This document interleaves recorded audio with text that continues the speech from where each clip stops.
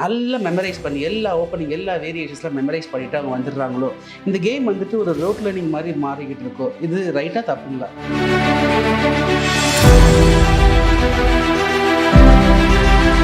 சாம்பியன்ஷிப்பில் போய் விளையாட போகிறாங்க, டிட்டர்மைனிங் டேயாக இருக்கும் அவங்க சக்ஸஸுக்கு. அதுக்கு முந்தின நாள் வந்துட்டு ரொம்ப ஸ்ட்ரெஸ்டாக இருப்பாங்க இல்லையா? எப்படி நீங்கள் அவங்கள கூல் பண்ணி கம்ஃபர்ட் பண்ணுவீங்க? மெயின் வந்து அந்த ஃபியர் ஆஃப் லூசிங். அதாவது நம்ம தோற்றுருவோம் இல்லை தவறு பண்ணிடுவோம். நீங்கள் LBSNAA IAS training academy Missouri, அங்கேயும் நீங்கள் வந்துட்டு ஐஏஎஸ் ப்ரொபேஷனல் ஆஃபீஸர்ஸ்க்கு நீங்கள் ட்ரைனிங் கொடுக்குறீங்க. அந்த அனுபவத்தை பற்றி சொல்லுங்கள். எப்போதுலேருந்து நீங்கள் லபாஸ்னோட அசோசியேட் ஆகி ட்ரைனிங் கொடுத்துருக்கீங்க? ஸோ ஒன்று வந்து ஃபஸ்ட்டு கான்சன்ட்ரேஷன். நம்ம ஒரு வேலை பண்ணும்போது நம்ம மனசு நிறைய விஷயங்களை பற்றி யோசிக்கும், அங்கே இங்கே அலைப்பாஞ்சிட்டே இருக்கும். ஸோ செஸ் பிளேயர் சின்ன வயசில் பேரண்ட்ஸ்லாம் சொல்லுவாங்க, நல்லா விளையாடணும், நல்ல வேர்க்கணும், நல்ல கேலரி பேர்ன் ஆகும், வெயிட் போடாது, இப்படிலாம் சொல்லி ப்ரொஃபஷ்னல் ஸ்போர்ட்ஸ்மேன் ஆகிறோமோ இல்லையோ இந்த ஸ்போர்ட்ஸை வந்து தினமும் பழகுங்க அப்படின்னு சொல்லுவாங்க இல்லையா? இப்போ நம்ம செஸ் அப்படி சொல்ல முடியுமான்னு எனக்கு தெரியல. இப்போ ஒரு ஆஸ்பைரிங் செஸ் பிளேயர், யங்ஸ்டரோ அடல்ட்டோ, அவருக்கு நீங்கள் என்ன அட்வைஸ் விரும்புகிறீங்க? எல்லாத்துலேயுமே வந்து நம்ம செஞ்சோன்னா உடனே பலன் கிடைக்கணும்னு எதிர்பார்ப்பு இருக்கக்கூடாது.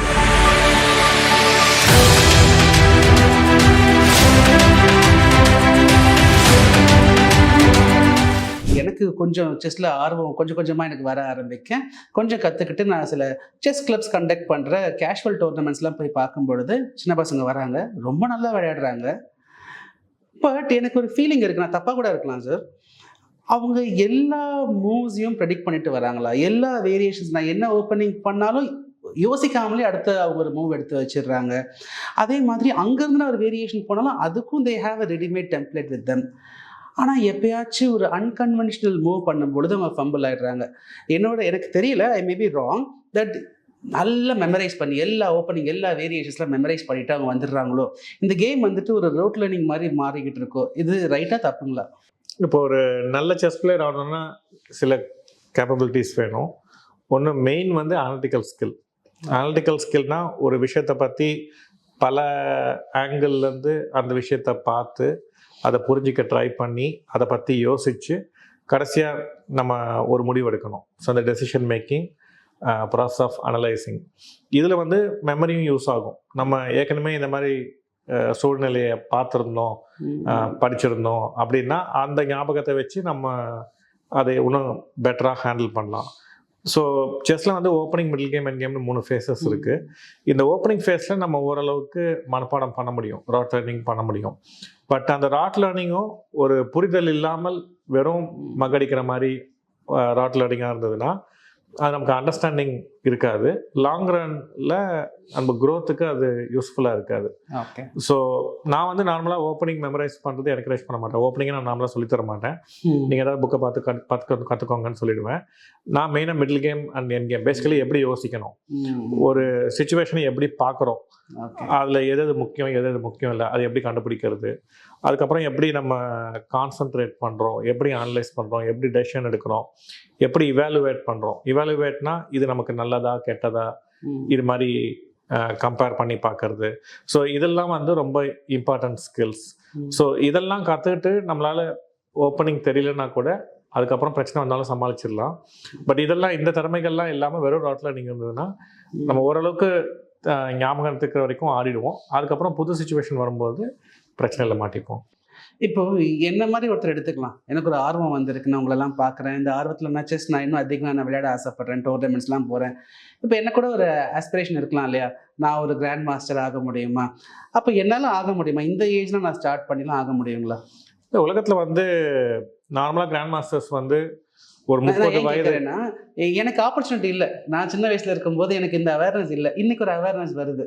அப்போ ஸோ இப்போது கிராண்ட் மாஸ்டர் டைட்டில்னு பார்த்தீங்கன்னா நார்மலாக 30 வயசுக்கு கீழே தான் எல்லாருமே, முக்கால்வாசி பேர் கிராண்ட் மாஸ்டர் ஆயிருக்காங்க. 30 வயசுக்கு மேலே ஆனவங்க ரொம்ப ரொம்ப குறைவு, மேபி 1% அந்த மாதிரி தான் இருக்கும். ஸோ முக்கால்வாசி பேர் 30 வயசுக்கு கீழே. அதுலேயும் வந்து இப்போ வந்து பார்த்திங்கன்னா ஒரு கடந்த 10 வருடங்களாக பார்த்திங்கன்னா எல்லாமே ஒரு 25 இல்லை 20 வயசுக்கு கீழேயே நிறைய பேர் கிராண்ட் மாஸ்டர்ஸ் ஆகுறாங்க. ஸோ கேம் வந்து ரொம்ப யங்கர் அண்ட் யங்கர் ஆகிட்டு வருது. அதுக்கு one of the reason technology. இப்போ எல்லாக்கிட்டையுமே கம்ப்யூட்டர், இன்டர்நெட்லாம் இருக்கிறதால நமக்கு வந்து முன்னாடிலாம் கற்றுக்கணுன்ற ஆர்வம் இருந்தாலும் அது கற்றுக்கிறதுக்கான புக்ஸு, டேட்டா பேசஸ்லாம் நம்மக்கிட்ட இருக்காது. இப்போ அது ஈஸியாக ஆக்சஸ் இருக்கிறதால நம்ம எங்கே இருந்தாலும் நம்மளாவே கற்றுக்கக்கூடிய வாய்ப்புகள் இப்போ அதிகம். ஸோ அதனால் வந்து கற்றுக்கிறது ரொம்ப ஈஸி ஆயிடுச்சு. But at the same time நான் முன்னாடியே கூறின மாதிரி சின்ன பசங்களுக்கு வந்து அவங்களோட மென்டல் பேக்கேஜஸ் ரொம்ப கம்மி. ஒரு எம்டி ஸ்லேட்டாக இருப்பாங்க. ஆனால் நமக்கு வயது ஆக ஆக நமக்கு எனக்கு இது பிடிக்கும், பிடிக்காது, வரும், வராது, நான் எனக்கு இது நல்லா பண்ணுவேன், இது நான் நல்லா பண்ண மாட்டேன், அந்த மாதிரி நிறைய ஸ்ட்ராங் ஒப்பீனியன்ஸ் மைண்டில் ஃபார்ம் ஆகிடும். ஸோ இந்த ஒப்பீனியன்ஸை நம்ம அன்லேர்ன் பண்ணி செஸ் கற்றுக்க முடிஞ்சால் வயது ஒரு தடையாக இருக்காதுன்னு நினைக்கிறேன். அட் த சேம் டைம் நம்ம ரெஸ்பான்சிபிலிட்டிஸும் அதிகமாக இருக்கும் வயதாக ஆக. அந்த ரெஸ்பான்சிபிலிட்டிஸும் ரொம்ப இல்லை. அண்ட் நம்மளால் நம்மளுடைய நெகட்டிவ் குவாலிட்டிஸை அன்லேர்ன் பண்ண முடியும்னா அச்சீவ் பண்ணலாம் ஏஜில். இப்போ நான் வந்துட்டு இப்போ ஒரு கிரிக்கெட் மாதிரி ஒரு கேம் நான் எடுத்துக்கிறேன்னு வச்சுக்கலாமே. நான் பெரிய அளவில் ஷைன் பண்ணனாலும் பரவாயில்ல, நான் ஒரு ஐபிஎல் கேம் ஆடியோ இல்லாட்டி நான் ஒரு ரஞ்சி ட்ரோஃபியோ ஒரு டிவிஷனல் கேம்ஸ் ஆடி கூட என்னால் ஒரு ஸ்போர்ட்ஸ் கோட்டா மூலயமா நான் வந்துட்டு ஒரு கவர்மெண்ட் ஜாப்குள்ளே போக முடியும். இல்லாட்டி அங்கே கிடைக்கிற எனக்கு ஒரு பர்க்ஸை வச்சுக்கிட்டு கூட என்னால் I can have a good livelihood. இப்போ இதே மாதிரி நான் செஸ்ஸில் வந்துட்டு அச்சீவ் பண்ண பெரிய கிராண்ட் மாஸ்டர் ஆக முடியல, ஆனால் நான் ஓரளவுக்கு வந்திருக்கேன். பட் என்னோடய லைவ்லிஹுட் நிறைய டைம் நான் டிவோட் பண்ண வேண்டியதாக இருக்குது இல்லையா? அவ்வளோ டிவோட் பண்ணி எனக்கு என் லைவ்லிஹுட்டை மேனேஜ் பண்ண முடியாத சூழ்நிலை ஏற்பட்டால் ரொம்ப கஷ்டம். செஸ்ஸில் என்ன ஆப்பர்ச்சுனிட்டி இருக்குது அந்த மாதிரி? செஸ்ஸை வந்து முன்னாடி வந்து நான் சின்ன பையனாக இருக்கும்போது கேமுக்கு 12 வயசில் வர ஆரம்பித்தேன். அப்புறம் எனக்கு ஒரு 18 வயசு ஆகும்போதே நான் ஒரு இன்டர்நேஷ்னல் மாஸ்டர் ஆகிட்டேன். அப்போவே எனக்கு இந்தியன் பேங்க்கில் வேலை கிடச்சிது. பப்ளிக் செக்டர் கம்பெனிஸில் கவர்மெண்ட் சொல்லியிருந்தாங்க ஸ்போர்ட்ஸ்மேனுக்கு வேலை கொடுக்கணுன்ட்டு. பட் இப்போ லாஸ்ட் ஃபியூ இயர்ஸாக வந்து அவங்களும் மாதிரி இந்த வேலை கொடுக்கறது ஸ்போர்ட்ஸ்மேனுக்கு பப்ளிக் செக்டரில் கம்மி ஆகிட்டு வருதுன்னா ரொம்ப நிறைய பிளேயர்ஸ் எல்லா ஸ்போர்ட்ஸ்லையும் வர ஆரம்பிச்சிட்டாங்க. ஸோ இப்போ எல்லாருமே வந்து இந்த கவர்மெண்ட் ஜாப்ன்ற இதுக்கு அவ்வளோவா யாரும் விருப்பப்படுறதில்ல. இப்போ செஸ்ஸை பொறுத்த வரைக்கும் நிறைய பேர் கோச்சிங், ஸோ நிறைய டிமாண்ட் இருக்குது கோச்சிங்க்கு. நிறைய சின்ன குழந்தைங்க கேமை கற்றுக்கணுன்னு வராங்க. அவங்களுக்கு சொல்லிக் கொடுக்கறதுக்கு நிறைய கோச்சஸ் இல்லை இந்தியாவில். ஸோ எனக்கு தெரிஞ்ச அடுத்த 10 or 15 இயர்ஸ்க்கு கோச்சிங்கே வந்து ஒரு நல்ல opportunity for making financial livelihood. அடுத்தது வந்து இப்போது நிறைய வெப்சைட்ஸ் ஆரம்பிச்சிருக்காங்க, யூடியூப் சேனல்ஸ். அண்டு யூஎஸில் வந்து ட்விட்ச்னு ஒரு சேனல் யூடியூபுக்கு போட்டியா. ஸோ நிறைய இந்தியன்ஸ் வந்து யூடியூப் சேனல்ஸ் ஆரம்பித்து அதில் ஸ்ட்ரீமிங் பண்ணி லைவ்லிஹுட் இருக்குது. அதே மாதிரி ட்விட்ச்லேயும் பண்ணுறாங்க. அண்டு லைவ் கமெண்ட்ரிஸ் இப்போது பெரிய பெரிய டோர்னமெண்ட்ஸ் உலகம் ஃபுல்லாக நடக்கும்போது அவங்க வெப்சைட் ஒன்று க்ரியேட் பண்ணி அதில் கமெண்டேட்டர்ஸ் மாதிரி இருக்காங்க. ஸோ கமெண்டேட்டர் போஸ்ட் அது மாதிரி புத்தகங்கள் எழுதலாம் ஆத்தர். அதே மாதிரி வீடியோ கோர்சஸ் பண்ணலாம். நிறைய குழந்தைங்க கற்றுக்கணும்னு நினைக்கிறாங்க, கோச்சஸ் இல்லை. ஸோ அவங்களுக்கு வந்து நம்ம வீடியோ கோர்சஸ் ப்ரொடியூஸ் பண்ணி அது மூலமாக சம்பாதிக்கலாம். ஸோ நிறைய அவென்யூஸ் இப்போது செஸ்ஸை சூழ்ந்து வளர்ந்துருக்கு. நம்ம இப்போ கிரிக்கெட்னு பார்த்தோம்னா நிறைய ஃபார்மேட் இருக்குது. இப்போ வேர்ல்ட் ஒரு டெஸ்ட் கிரிக்கெட் இருக்குது, we have ODI one day international, நம்மக்கிட்ட T20 இருக்குது. இந்த மாதிரி செஸ்லேயும் ஃபார்மேட்ஸ் இருக்கும் இல்லையா? அதை பற்றி ஏன்னா எனக்கு தெரிஞ்சதெல்லாம் கிளாசிக்கல். அது பார்க்கும்போதெல்லாம் ஒரு நாள் ஆடுவாங்க, 2 நாள் கூட ஆடுவாங்க. ஸோ நீங்கள் கொஞ்சம் ஃபார்மேட்ஸ் பற்றி கொஞ்சம் சொல்லுங்களேன். ஸோ மெயின் இது வந்து ஒன்று வந்து ஆன்லைன் இல்லைனா ஆஃப்லைன். ஆன்லைன்ன்றது 2 போட்டியாளர்களும் இன்டர்நெட் மூலமாக விளையாடுறது. ஸோ எந்த நாட்டிலேருந்து எந்த நாட்டில் இருக்கவங்களையும் விளையாடலாம். அதுக்கு சில ஃபார்மேட்ஸ் இருக்குது. ஆஃப்லைனுன்றது ஒரே ரூமில் உட்காந்து 2 பேரும் எதிர்க்க உட்காந்து விளையாடுறது. ஸோ இந்த ஆஃப்லைனில் 3 மெயின் ஃபார்மேட்ஸ் இருக்குது. ஒன்று வந்து டெஸ்ட் மேட்ச்க்கு ஈக்குவலண்ட்டாக ஸ்டாண்டர்ட் டைம் கண்ட்ரோல் சொல்லுவாங்க. அது வந்து ஒரு தோராயமாக ஒரு 3 to 7 மணி நேரம் வரைக்கும் போகும். 3 to 6 இல்லை 7 மணி நேரம் அந்த போட்டி போகும். இது ஸ்டாண்டர்ட் டைம் கண்ட்ரோல் சொல்லுவாங்க. அடுத்தது வந்து ரேப்பிடுன்றது ஒருத்தருக்கு ஆவரேஜாக 6 மணி நேரம் கிடைக்கும். ஸோ 2 பேர் இருக்கிறதால 1 மணி நேரத்தில் போட்டி முடிஞ்சிடும். இது வந்து ஒன் டே ஈக்குவலண்ட்டாக சொல்லலாம். அடுத்தது ஷார்ட்டர் T20 மாதிரி பார்க்குறோன்னா பிளிட்ஸ் டைம் கண்ட்ரோல். அது வந்து ஒருத்தருக்கு 5 நிமிடம் தான் கிடைக்கும். ஸோ 2 பேர் இருக்கிறதால 10 நிமிடத்தில் அந்த கேம் முடிஞ்சிடும். ஸோ இது வந்து ஆஃப்லைன். ஆன்லைனில் வந்து நம்ம எப்படி வேணால் கஸ்டமைஸ் பண்ணலாம் இன்டர்நெட்ன்றதால. ஸோ நிறைய பேர் 1 minute கேம் கூட விளையாடுவாங்க. 1 minuteனா ஒருத்தருக்கு 1 நிமிஷம் தான் இருக்கும். ஒரே நிமிஷத்துல செஸ். ஓகே. So, ஜெயிக்கலாம். நம்ம மவுஸ் வச்சு மூவ் பண்ணிக்கிட்டே இருக்கணும். அந்த மாதிரி யோசிக்க டைம் இருக்கு. ஓகே. ஸோ அதில் நிறைய எக்ஸ்பர்ட்ஸ் இருக்காங்க. ஓ ஓகே. ஸோ பிரக்னானந்தா, நிஹால் சரீன், குகேஷ் எல்லாருமே அதில் பெரிய எக்ஸ்பர்ட்ஸ். ஓகே. ஸோ இது புல்லட்னு சொல்லுவாங்க. 2 நிமிஷத்துல போட்டி முடிஞ்சிடும். Okay okay okay. இப்போ இதே மாதிரி இப்போ நம்ம செஸ் கிரிக்கெட் எடுத்துக்கிட்டோம்னா டோர்னமெண்ட்ஸ் நம்ம வந்துட்டு இப்போ வேர்ல்டு கப் நம்ம சொல்கிறோம், டெஸ்ட் சாம்பியன்ஷிப் நம்ம சொல்கிறோம். இந்த மாதிரி நீங்கள் செஸ்ஸில் இருக்கிற டோர்னமெண்ட்ஸ் பற்றி கொஞ்சம் எக்ஸ்பிளைன் பண்ணுங்களேன். ஸோ மெயின் டோர்னமெண்ட் வந்து பார்த்தீங்கன்னா ஃபர்ஸ்ட் வேர்ல்ட் சாம்பியன்ஷிப். அது மூலமாக தான் வந்து உலக சாம்பியன் யாருங்கிறத கண்டுபிடிக்க முடியும். ஸோ அது நாமளாக வந்து 2 பேர் விளையாடுவாங்க. இப்போ இருக்கிற உலக சாம்பியன் அண்ட் ஒரு குவாலிஃபிகேஷன் சிஸ்டம் மூலமாக ஒரு சேலஞ்சரை கண்டுபிடிப்பாங்க. அந்த சேலஞ்சரும் நடப்பு உலக சாம்பியனும் விளையாடி யார் வின் பண்ணுறாங்களோ அவங்க அடுத்த உலக சாம்பியனாக மாறுவாங்க. ஸோ இந்த வேர்ல்ட் சாம்பியன்ஷிப் சைக்கிள் ஒன்று இருக்குது. அதுக்கு அடுத்தது வந்து வேர்ல்ட் கப்னு ஒரு போட்டி. அதில் வந்து 160 பேர் சுமார் விளையாடுவாங்க. உலகத்திலிருந்து எல்லா பகுதியிலிருந்தும் டாப் பிளேயர்ஸ் அதில் விளையாடுவாங்க. இந்த நாக் அவுட் ஃபார்மேட். ஸோ நம்ம தோற்றுட்டோம்னா அந்த போட்டி வந்து விலகிடணும். ஸோ நார்மலாக செஸ் வந்து நாக் அவுட் ஃபார்மேட் இருக்காது. ஸோ இந்த ஒரு போட்டி தான் நாக் அவுட் ஃபார்மேட். ஸோ அது வந்து ஒரு மாதம் வரைக்கும் அந்த போட்டி போகும். அப்படியே பாதியாக குறைஞ்சிக்கிட்டே வரும் நம்பர் ஆஃப் பிளேயர்ஸ். அது வின் பண்ணுறவங்க வேர்ல்ட் கப் டைட்டில்னு சொல்லுவாங்க. ஸோ அது ஒரு இம்பார்ட்டன்ட் டோர்னமெண்ட். அதுவும் எவ்ரி இயர் நடக்கும். அடுத்தது டீம் சாம்பியன்ஷிப்ஸ் நிறைய இருக்குது. இப்போது ஒரு கான்டினென்ட்டுக்கும் லைக் இப்போ நம்ம ஏஷியன், யூரோப்பியன், ஆஃப்ரிக்கன் அந்த மாதிரி டீம் சாம்பியன்ஷிப்ஸ் இருக்குது. அதை தவிர செஸ் ஒலிம்பியாட்னு ஒரு டீம் ஈவெண்ட். அதுதான் டீம் ஈவெண்ட்டுக்கு ரொம்ப பெரிய ஈவெண்ட். போன வருடம் சென்னையில் மாமல்லபுரத்தில் நடந்தது. அண்டு அது தவிர நிறைய ஓப்பன் டோர்னமெண்ட்ஸ்னு சொல்லுவாங்க. ஓப்பன் டோர்னமெண்ட்ஸில் வந்து எப்படின்னா யார் வேணாலும் பங்கேற்கலாம். நமக்கு செஸ் தெரிந்தால் போதும். அது உலகத்தில் எல்லா நாடுகள்லையும் நடந்துகிட்டு இருக்கோம். ஸோ நம்ம வெப்சைட்டை பார்த்து கண்டுபிடிச்சி அந்த மாதிரி டோர்னமெண்ட்டும் விளையாடலாம். இது வந்து மெயினாக ப்ரைஸ் மணிக்காக விளையாடுவாங்க. Okay okay. இப்போ இந்த செஸ் பிளேயர்ஸோடைய சோஷியல் லைஃப் எப்படி இருக்குன்னு நான் தெரிஞ்சுக்கிறேன். நான் இது ஏன் கேட்குறேன்னா, நான் ஒரு கேஷுவல் டோர்னமெண்ட் போயிருக்கும் பொழுது ஒரு சின்ன பையன் 8 வயசு தான் இருக்கும். அவனுக்கு 6 ரவுண்டு ஆடினா எல்லாரையும் தம்சம் பண்ணிட்டான். அவன் தான் நம்பர் 1. எல்லாருமே ஆச்சரியமாக பார்த்தோம். 15 வருஷம்லாம் விளையாண்டுட்டு இருக்கிறவங்க எல்லாருமே அவன் ஈஸியாக தோக்கடிச்சான். ப்ரைஸ் வின் பண்ணும் பொழுது அவன் சீரியஸாகவே இருந்தான். அவன் ஏதோ மூவ்ஸையே இன்னும் கேல்குலேட் பண்ணுற மாதிரியே தான் இருந்தது. 8 வயசு பையன். அவன் மழலை, அவன் வந்து சிரிக்கிறது, கொண்டாடுறது அது வந்து இல்லை. பசில்டாக தான் இருந்தான். இவங்க சீரியஸாக தான் இருப்பாங்களா? ஏதாவது ஜெயிச்சா கூட? இல்லை செஸ் பிளேயர்ஸ் வந்து நார்மல் ஹியூமன் பீயிங்ஸ் மாதிரி தான்.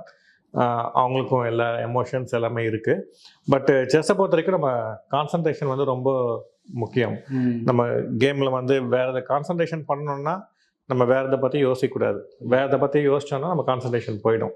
ஸோ அவங்க ரொம்ப ஃபோர்ஸ் பண்ணி அவங்க மைண்டை வந்து செஸ்ஸில் கான்சன்ட்ரேட் பண்ணணும்னு ட்ரை பண்ணுவாங்க. ஒன்று போட்டி ஆகட்டும், இல்லை வீட்டில் ப்ராக்டிஸ் பண்ணும்போது அப்பவும் வந்து அவங்க கான்சன்ட்ரேட் பண்ணணும். ஸோ நாங்கள் வந்து ஓரளவுக்கு நம்ம எல்லாத்துலேயும் கொஞ்சம் ஒதுங்கி இருந்தால் தான் நம்ம கான்சன்ட்ரேஷன் நல்லா இருக்குன்ற மாதிரி அந்த செஸ் பார்க்கும்போது விளையாடும்போது அந்த மாதிரி மைண்ட் செட்டில் இருப்போம். சம்டைம்ஸ் வந்து அது முடிஞ்சு வெளியில் வந்த உடனே இந்த மாதிரி ஏதாவது சோஷியல் ஈவெண்ட்ஸ் இருந்ததுன்னா எஸ்பெஷலி யங் சில்ட்ரனுக்கு கொஞ்சம் வெளியில் வர்றது கொஞ்சம் டைம் எடுக்குமா இருக்கும். பட் ஜெனரலி நான் பார்த்த வரைக்கும் அவங்களும் நார்மல் ஹியூமன் பீயிங் மாதிரி தான். நல்லா அவங்களுக்கும் நல்ல ஃப்ரெண்ட்ஷிப்ஸ் எல்லாம் இருக்கும். நிறைய மற்ற ஸ்போர்ட்ஸ்லாமும் விளையாடுவாங்க. Okay okay. இப்போ இவங்க வந்துட்டு இவ்வளோ ட்ரைனிங் கடந்து அவங்க அடுத்த நாள் சாம்பியன்ஷிப்பில் போய் விளையாட போகிறாங்க. டிட்டர்மைனிங் டேயாக இருக்கும் அவங்க சக்ஸஸுக்கு. அதுக்கு முந்தின நாள் வந்துட்டு ரொம்ப ஸ்ட்ரெஸ்டாக இருப்பாங்க இல்லையா? எப்படி நீங்கள் அவங்கள கூல் பண்ணி கம்ஃபர்ட் பண்ணுவீங்க? மெயினாக வந்து நம்ம அவுட்கம்மை பற்றி கவலைப்பட்டுட்டு இருந்தோம்னா அண்டு நமக்கு வந்து அந்த ஸ்ட்ரெஸ் அதிகமாகிடும். அதாவது மெயின் வந்து அந்த ஃபியர் ஆஃப் லூசிங். அதாவது நம்ம தோற்றுருவோம், இல்லை தவறு பண்ணிடுவோம், அந்த பயம் வந்து தான் நமக்கு ஸ்ட்ரெஸ் அதிகமாகும். ஸோ நம்ம அந்த பயத்தில் ரொம்ப ஃபோக்கஸ் பண்ணாமல் நம்மளோட ஒரு பிளேயரோட டியூட்டி வந்து நல்லா கான்சன்ட்ரேட் பண்ணணும். அவங்களுக்கு முன்னாடி ஒரு பொசிஷன் இருக்கும், ஒரு ஆப்பனண்டோட விளையாடும் போது ஒரு பொசிஷன் இருக்கும். அந்த பொசிஷனை பற்றி மட்டும்தான் அவங்க யோசிக்கணும். வேறு விஷயங்களை பற்றி யோசிச்சாங்கன்னா அவங்க கான்சன்ட்ரேஷன் சதறிடும், அப்புறம் பயம் வர ஆரம்பிச்சிடும். ஸோ எப்படி நம்ம அவங்களுக்கு ட்ரைனிங்லேயே வந்து அந்த பொசிஷன்லேயே கான்சன்ட்ரேஷன் இருக்க சொல்லி கொடுத்தோம்னா அதை கேம்லேயும் ரெப்ளிகேட் பண்ணுறது ஈஸியாக இருக்கும். அண்ட் ஜெனரலாக ரிசல்ட்டுக்கு ரொம்ப இம்பார்ட்டன்ஸ் கொடுத்தோம்னா ப்ரெஷர் ஜாஸ்தி ஆகிடும். ஸோ நம்ம வந்து லாங் ரனில் நான் எப்படியும் சக்ஸஸ்ஃபுல்லாக வந்துடுவேன்னு ஒரு நம்பிக்கையோட நம்ம ஹார்ட் ஒர்க் பண்ணணும். நீங்கள் LBSNAA IAS training academy Missouri அங்கேயும் நீங்கள் வந்துட்டு ஐஏஎஸ் ப்ரொபேஷனர் ஆஃபீஸர்ஸ்க்கு நீங்கள் ட்ரைனிங் கொடுக்குறீங்க. அந்த அனுபவத்தை பற்றி சொல்லுங்களேன். எப்போலேருந்து நீங்கள் லபாஸ்னோட அசோசியேட் ஆகி ட்ரைனிங் கொடுத்துட்ருக்கீங்க? ஸோ 3 இயர்ஸ் முன்னாடி லபாஸ்னா எங்களை காண்டாக்ட் பண்ணியிருந்தாங்க. செஸ் குருகுல் அகாடமிக்கு மெயில் அனுப்பிச்சிருந்தாங்க. இது மாதிரி நாங்கள் செஸ்ஸை இன்ட்ரடியூஸ் பண்ணணும்னு இருக்கோம், எங்கள் ப்ரொபேஷனல் ஆஃபீஸர்ஸ் இது ஒரு ஆப்ஷனாக கொடுக்கணுன்ட்டு. ஸோ நாங்கள் அக்ரி பண்ணி எங்கள் கோச்சஸ் அனுப்பிச்சிருந்தோம். ஸோ லாஸ்ட் 3 இயர்ஸும் நாங்கள் அனுப்பிச்சிட்ருக்கோம். ஸோ ஒரு 3 மந்த்ஸ்னு 2 பேட்சில் சொல்லித்தரோம். அண்ட் அது வந்து வாலண்டியர் பேசிஸ். யாருக்கு செஸ் கற்றுக்கணும்னு ஆசைப்படுறாங்களோ, ஆர்வம் இருக்கோ அவங்க மட்டும்தான் வருவாங்க. அது மாதிரி அவங்களுக்கு வேறு போட்டிகளில் அவங்களுக்கு ஆப்ஷன் இருக்குது. ஸோ யார் யாருக்கு எந்தெந்த போட்டியில் இன்ட்ரெஸ்ட் இருக்கோ அதில் போய் கற்றுக்குறாங்க. ஸோ செஸ்ஸுக்கு வர்றது 2 கேட்டகரி. ஒன்று வந்து ரொம்ப வயதானவர்கள், ஒரு 50+ சீனியர் ஆஃபீஸர்ஸ் அவங்க வருவாங்க. இன்னொன்று வந்து ரொம்ப யங்ஸ்டர்ஸ், அப்போ தான் என்டர் ஆகிருப்பாங்க சிவில் சர்வீஸில். ஸோ இந்த 2 கேட்டகரியிலேருந்து நிறைய பார்ட்டிசிபேஷன் ஜெனரலாக இருக்கும். இப்போ லபாஸ்னால இந்த ட்ரைனிங் ஆஃபீஸர்ஸ் அவங்க செஸ் கற்றுக்கும் போது இது அவங்களுடைய ரெகுலர் அட்மினிஸ்ட்ரேட்டிவ் லைஃப்லையும் ஹெல்ப்ஃபுல்லாக இருக்குமா? ஃபார் எக்ஸாம்பிள் ஒரு டெசிஷன் மேக்கிங், ஆப்போனன்ட் ரீட் பண்ணுற மாதிரி, அப்படி உங்களுக்கு தோணுதுங்களா அந்த மாதிரி யூஸ்ஃபுல்லாக இருக்கும்ட்டுன்னு?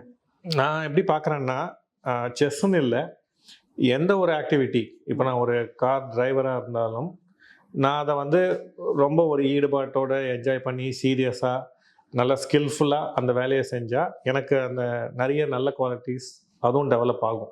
அந்த நல்ல குவாலிட்டிஸ் இருந்தால் தான் என்னால் அந்த வேலையை ரொம்ப நல்லா செய்ய முடியும். ஸோ எந்த ஒரு